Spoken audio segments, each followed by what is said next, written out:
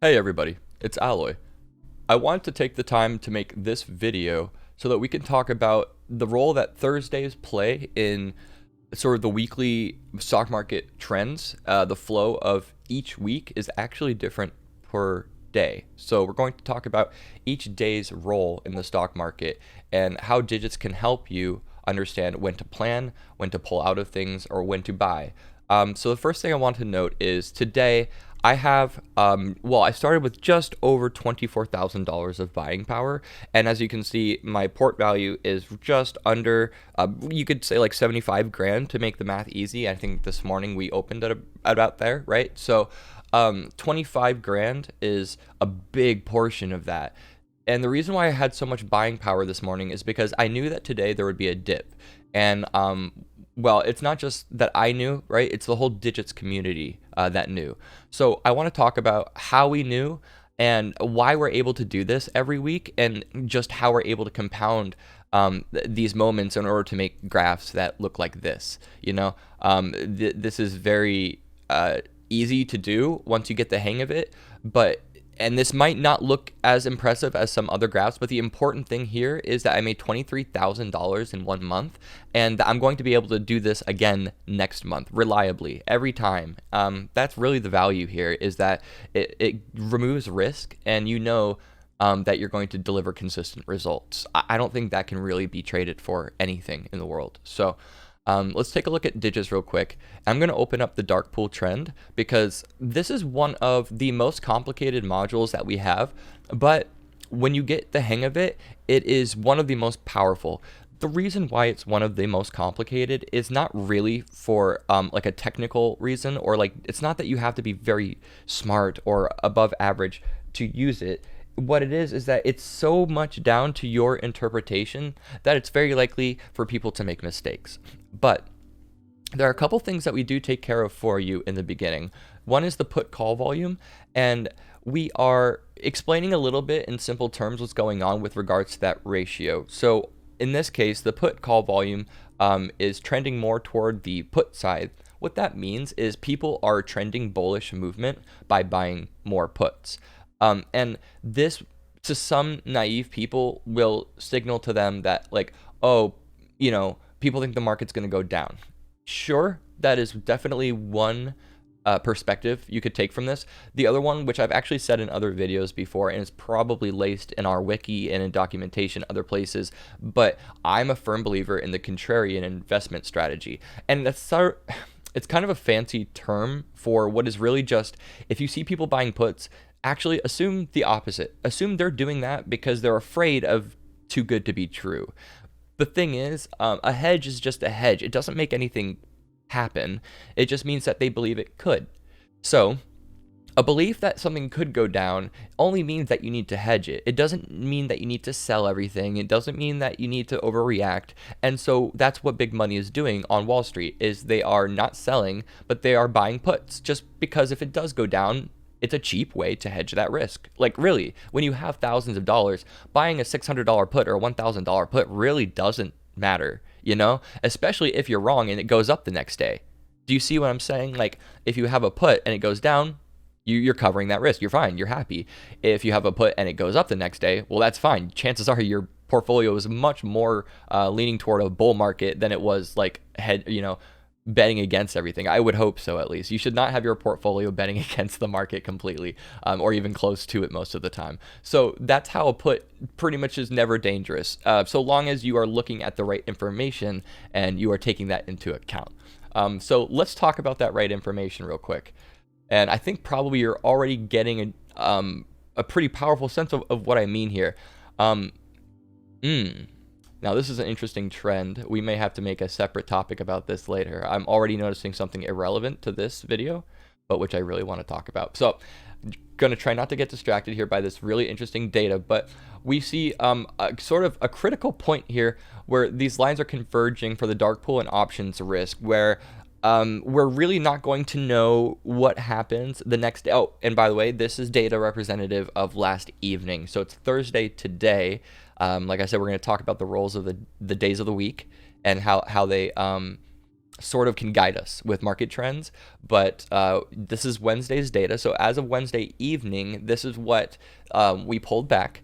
And today we have some rocky terrain, right? So it makes sense. And if I'm being too abstract or high level, or you don't get what I'm saying about this pattern collapsing on itself, please watch some of the other videos where I go more into depth about it. But in a nutshell, the dark pool and options risk are so close to each other, and they are moving in opposite directions. So it makes it difficult to know if you're going to benefit by writing options or buying them, or if you're going to lose out to some high delta because like stocks move a lot. Now, this is partially because it's Thursday. It's the end of the week. So the most important part, really the crux or the pillar of this video, is about the days of the week. And Monday is almost always uncertain. I'll start by saying that because a lot of news and compression of information happens over that weekend that preceded it. So Monday is kind of a question mark in a lot of cases. Now, Tuesday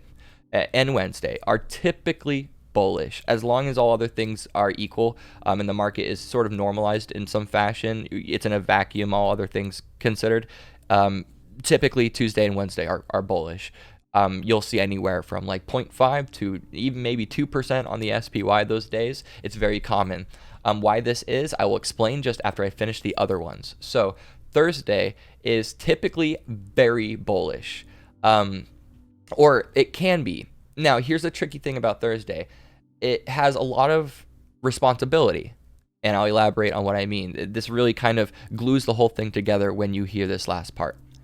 So Thursday is obviously before Friday. I'm not trying to Rebecca Black you, but Thursday is before Friday, and that's a very important factor in contract trading, expiration dates, and how certain people are motivated by price movement and the control that they have over certain factors. And by that, I mean there are certain market makers who have a lot of wealth and power and can make some decisions with regard to price movement when it benefits them or preserves their strategy or capital. So what do I mean by that in the context of weeks and the days of the week and then contracts and their expiration? Well, if I'm writing contracts, and I am, then I have a big obligation to strategize around the 15th, Friday, tomorrow. I need to make sure that whatever I'm selling to other people, if I think it could go up, that it does not go up enough to hit these strikes, right? What happens if Tuesday, Wednesday are very close though? What happens if it's so bullish that it gets very close to my strikes? And who's writing those? Who's writing all these contracts? It's not people with no money, it's people with lots of money, right? So they don't want it to hit too high of a price. So what does Thursday become? Thursday becomes a very important decision-making day for smart and big money, where they get to decide if they're going to sell to drive asset prices down, or if they're going to buy to drive asset prices up, depending on if it benefits them.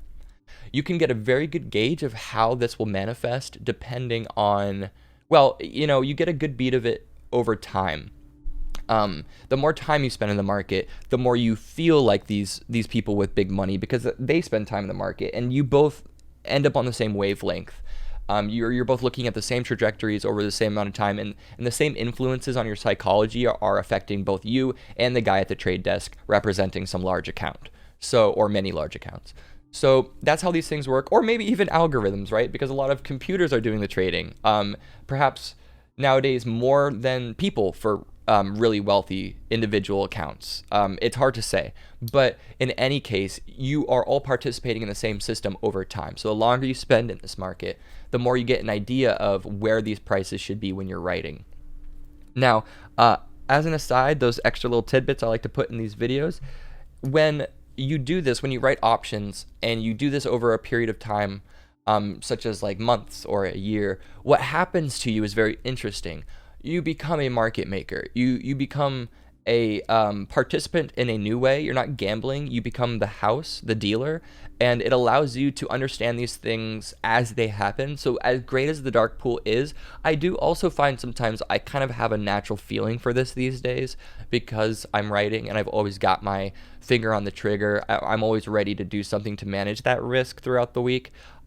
So again, that sort of explains the roles of the days of the week and how it affects contract um, zeitgeist, how it affects the will of the people holding and writing these contracts, and why they buy puts when it gets too frothy. And you could look at it even kind of in a tinfoil hat conspiracy way, right? Isn't it interesting that these people writing the contracts are also the people hedging with puts midweek? You know, it's like they win twice.